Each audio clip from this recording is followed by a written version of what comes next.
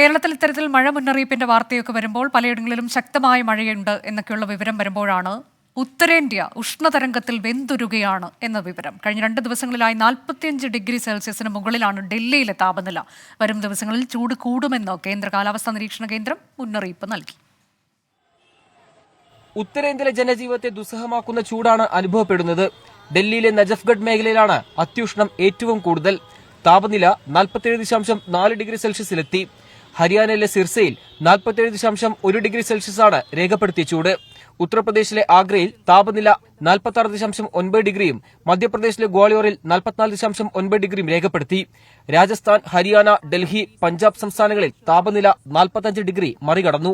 काम करने की बहुत दिक्कत है, 14 डिग्री इसलिए पैर रखा है का वो ये कैप लगा रखी, बहुत ज्यादा गर्मी है. अब तो बुरा हाल हो गया, देखो पसीने के मारे फोटो मारते मारते.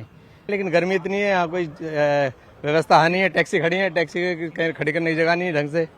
ड्राइवर कोई छाया की जगह नहीं है ड्राइवरों के लिए. രാജസ്ഥാന്റെ പടിഞ്ഞാറൻ മേഖലകളിൽ റെഡ് അലർട്ട് പ്രഖ്യാപിച്ചിരിക്കുകയാണ്.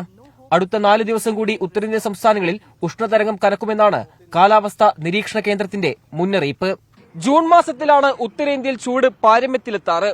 എന്നാൽ മെയ് പകുതിയോടെ തന്നെ ചൂട് 47 ഡിഗ്രി സെൽഷ്യസ് കടന്നതോടെ വലിയ ആശങ്കയിലാണ് ഉത്തരേന്ത്യയിലെ ജനം. ഡൽഹിയിൽ നിന്ന് നിതിൻ അംബുജൻ, 24.